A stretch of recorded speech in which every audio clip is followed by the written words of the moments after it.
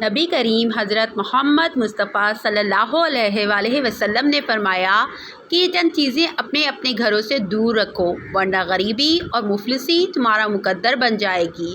بسم اللہ الرحمن الرحیم۔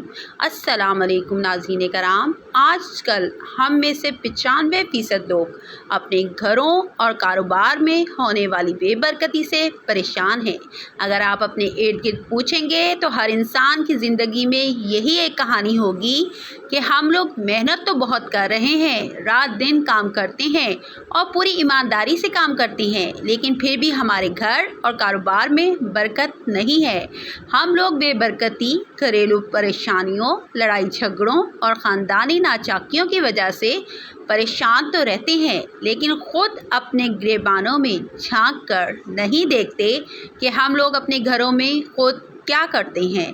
اس میں کہیں نہ کہیں ہماری ہی کچھ ایسی غلطیاں اور کوتاہیاں ہوتی ہیں کہ جن کی وجہ سے آج ہمارے گھروں سے برکتیں ختم ہو رہی ہیں اور ہمیں پریشانیوں اور دکھوں نے گھیر لیا ہے۔ ہم لوگ دھیرے دھیرے غریبی کی دلدل کی طرف بڑھتے چلے جا رہے ہیں۔ گھروں میں بہت زیادہ ہی لڑائیاں ہیں، ہر روز کسی نہ کسی بات پر جھگڑے ہوتے رہتے ہیں، لیکن کیا آپ جانتے بھی ہو کہ ان تمام چیزوں کے پیچھے ہمارا اپنا خود کا ہاتھ ہوتا ہے۔ آج ہم آپ کو چند ایسی چیزیں بتانے والے ہیں جن کو اگر آپ بھی اپنے گھروں میں کرنا بند کر دیں گے تو انشاءاللہ ایک ہفتے کے اندر ہی اندر آپ کو اس کے فائدے نظر آنا شروع ہو جائیں گے۔ لیکن پہلے چند ایسے مکروہ کاموں یا عادتوں کا تذکرہ کریں گے کہ جن کی وجہ سے گھروں میں بے برکتی، پریشانیاں اور دکھ تکلیف آتے ہیں۔ پھر اس کے بعد چند ایسے کاموں کا تذکرہ کریں گے کہ جن کے کرنے کی وجہ سے ہمارے گھروں کے اندر خوشحالی، برکت اور امیری آتی ہے۔ بے برکتی اور بدحالی کی چند وجوہات: کھڑے ہو کر پانی پینا۔ کھڑے ہو کر پانی پینا شریعت کے خلاف ہے، اس لیے کسی جگہ پر بیٹھ کر اور سنت کے مطابق ہی پانی پینا چاہیے۔ آپ نے اکثر دیکھا ہوگا کہ شہروں میں اکثر کسی شادی، بیاہ یا پھر دیگر تقریبات میں سب لوگ کھڑے ہو کر کھانا کھاتے اور پانی بھی پیتے ہیں۔ جو شخص بھی کھڑے ہو کر پانی پیتا ہے یا کھانا کھاتا ہے وہ سنت رسول صلی اللہ علیہ وسلم کی سراسر خلاف ورزی کرتا ہے، اور ہمارے ایسا کرنے سے گھر میں کبھی بھی برکت نہیں ہوتی۔ جلدی جلدی نماز پڑھنا۔ ناظرین کرام، آپ میں سے اکثر افراد نے یہ لازمی دیکھا ہوگا کہ جب بھی ہم لوگ کسی بھی مسجد میں نماز پڑھنے کے لیے جاتے ہیں تو دیکھتے ہیں کہ ہمارے قریب ہی ایک دوسرا شخص بھی کھڑا ہوا نماز پڑھ رہا ہے۔ ابھی ہم لوگ ظہر کی نماز کی 4 سنتیں بھی نہیں پڑھ پاتے کہ وہ شخص ظہر کی نماز کی مکمل رکعتیں ادا کر کے اور دعا مانگ کر مسجد سے جا بھی چکا ہوتا ہے۔ کیا آپ جانتے ہیں کہ اللہ تعالیٰ کو یہ چیز بالکل ناپسند ہے، کیونکہ اللہ تعالیٰ نے نماز میں سکون رکھا ہے۔ ایک حدیث کا مفہوم ہے، نبی پاک صلی اللہ علیہ وسلم نے ارشاد فرمایا کہ نماز میری آنکھوں کی ٹھنڈک ہے، جبکہ ہم نبی پاک صلی اللہ علیہ وسلم کی آنکھوں کی ٹھنڈک کو بھی کسی سزا کی طرح ادا کرتے ہیں۔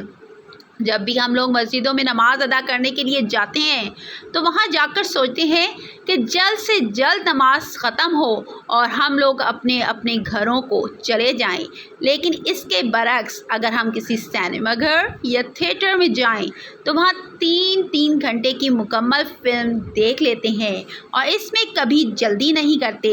لیکن اگر کبھی نماز پڑھنے میں 5 منٹ بھی زیادہ ہو گئے تو ہم سوچتے ہیں کہ آج تو بہت دیر ہو گئی۔ ایسا کرنے سے آپ کے گھر اور کاروبار کی برکت ختم ہو جاتی ہے اور مختلف طرح کے دکھ تکلیف گھیر لیتے ہیں۔ اسی لیے نماز ہمیشہ اللہ کو راضی کرنے کے لیے پڑھیں۔ نماز ہمیشہ مکمل سکون اور اطمینان کے ساتھ ادا کریں۔ وضو کی جگہ پیشاب کرنا۔ ہر گھر میں باتھ روم اور ٹوائلٹ بنے ہوتے ہیں، لیکن اکثر جگہوں پر یہ اکٹھے ہی ہوتے ہیں اور ایک ہی جگہ ٹوائلٹ اور اس کے قریب ہی غسل کرنے کی جگہ بھی بنی ہوتی ہے، جس کو ہم غسل خانہ کہتے ہیں۔ وہاں پر ہم لوگ غسل تو کرتے ہیں، لیکن اس کے ساتھ ساتھ ہمارے گھر کے کچھ ایسے افراد بھی ہوتے ہیں جو بجائے ٹوائلٹ میں جانے کے غسل کرنے کی جگہ ہی پیشاب وغیرہ کر دیتے ہیں، یا پھر جہاں ہم وضو کرتے ہیں وہاں پر پیشاب کر دیتے ہیں۔ یہ سب ہم غلطی سے یہ جانے انجانے میں کرتے ہیں۔ آپ خود سوچیں کہ جہاں پر ہم غسل کریں گے یا پھر وضو کریں گے تو وہ جگہ پاک صاف ہونی چاہیے، کیونکہ پانی کے چھینٹے بھی ہمارے اوپر لازمی گرتے ہیں۔ اب وہیں پر ہم پیشاب کرنا شروع کر دیں تو کیا کبھی آپ نے سوچا ہے کہ آپ کے گھر اور کاروبار میں برکت ہوگی؟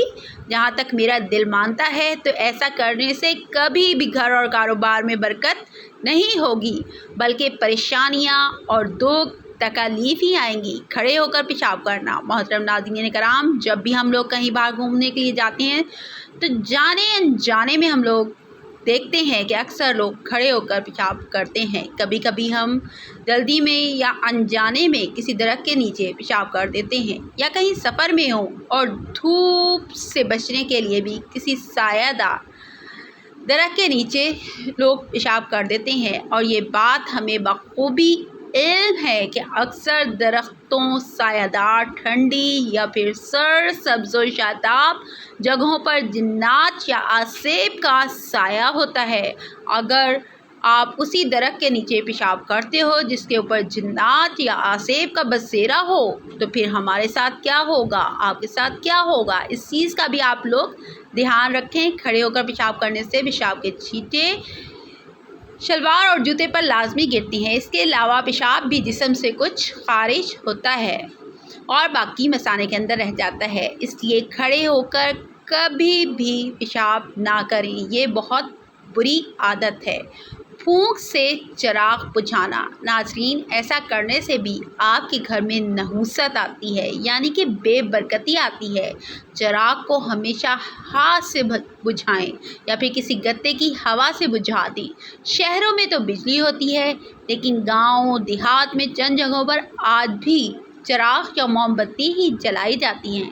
دانتوں سے ناخن کاٹنا۔ آپ نے دیکھا ہوگا کہ ہمارے گھروں کے اندر جو چھوٹے چھوٹے بچے ہوتے ہیں وہ اپنے ناخنوں کو اپنے ہی دانتوں سے کاٹ لیتے ہیں، پھر ان کے بچپن کی یہی عادت بڑے ہو کر بھی برقرار رہتی ہے۔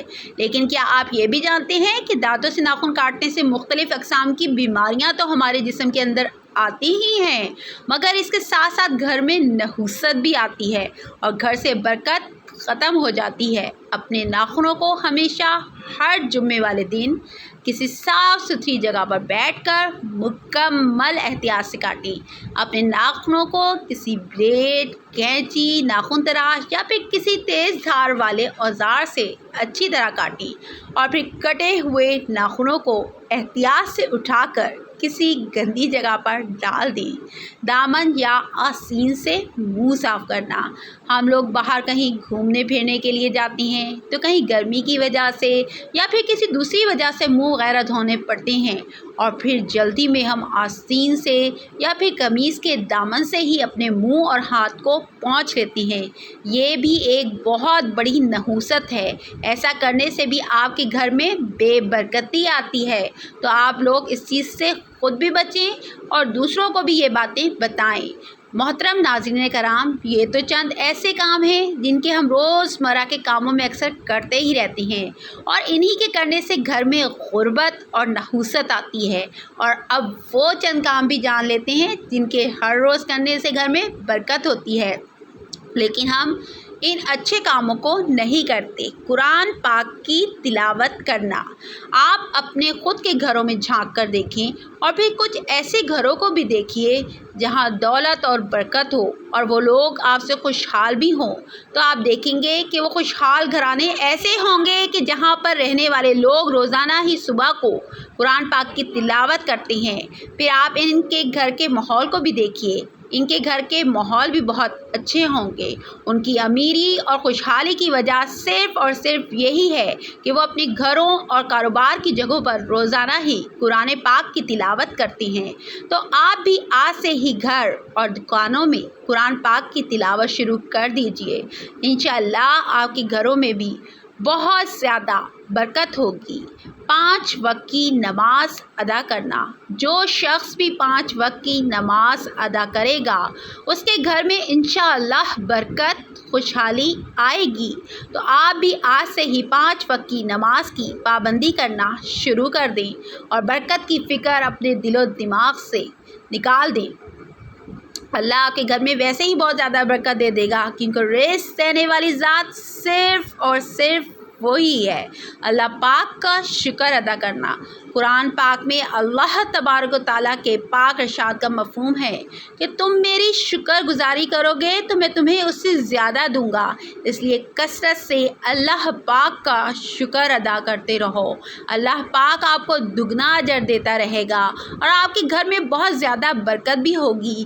کثرت سے مراد ہر روز 300 مرتبہ سے زیادہ بار سچے دل اور زبان سے الحمدللہ کہیں۔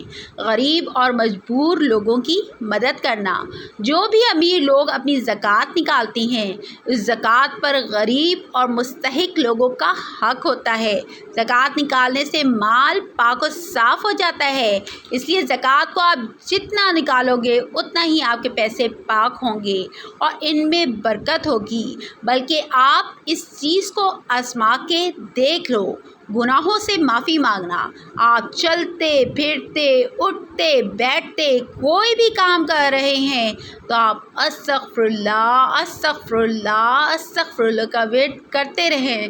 انشاءاللہ آپ جتنا اللہ تعالیٰ سے اپنے گناہوں کی معافی مانگیں گے اللہ آپ کو اتنا ہی زیادہ اجر دے گا، اور اس کے لیے آپ استغفار کی کثرت کریں۔ اکثر علماء کرام کے نزدیک استغفار کی کثرت سے مراد یہ ہے کہ ہر روز کم از کم 300 مرتبہ یعنی کہ 300 ٹائمز استغفر اللہ استغفر اللہ استغفر اللہ لازمی پڑھیں۔ استغفر اللہ العظیم الذی لا الہ الا هو الحی القیوم واتوب الیہ۔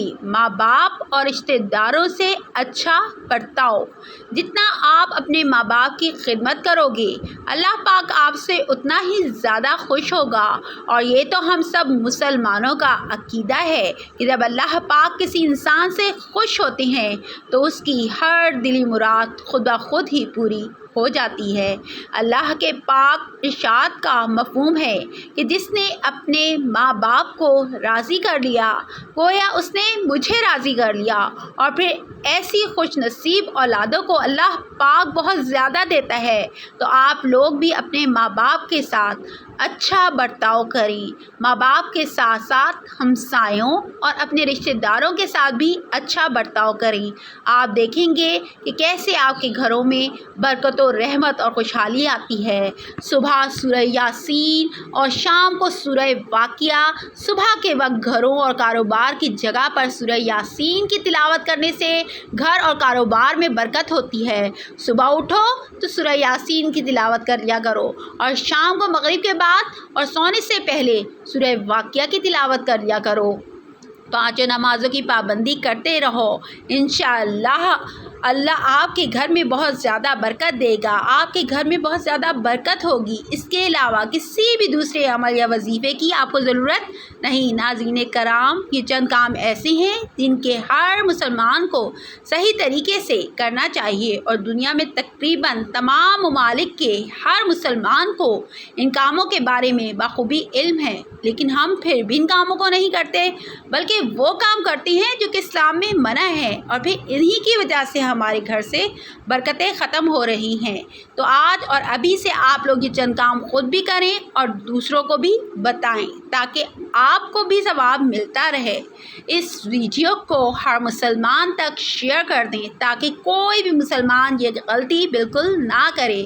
دعا ہے کہ اللہ تعالیٰ اپنے پیارے حبیب حضرت محمد مصطفیٰ صلی اللہ علیہ وآلہ وسلم کے صدقے مجھے اور آپ سب بہن بھائیوں کو عذاب قبر اور عذاب محشر کی سختیوں سے محفوظ فرمائے، آمین۔ ایک مرتبہ میرے ساتھ درود شریف پڑھ لیں۔ اللہم صلی علی محمد وعلی آل محمد کما صلیت علی ابراہیم وعلی آل ابراہیم انک حمید مجید۔ اللہم بارک علی محمد وعلی آل محمد کما بارکت علی ابراہیم وعلی آل ابراہیم انک حمید مجید۔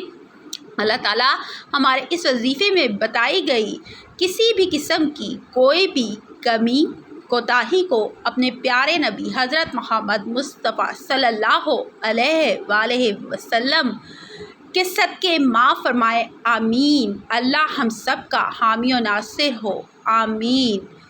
مجھے یقین ہے کہ آپ کو میری یہ بتائی ہوئی باتیں ضرور پسند آئی ہوں گی۔ اگر آپ اپنے گھر میں برکت لانا چاہتی ہیں اور بے برکتی کو ختم کرنا چاہتے ہیں تو ان باتوں پر عمل پیرا ہو جائیں۔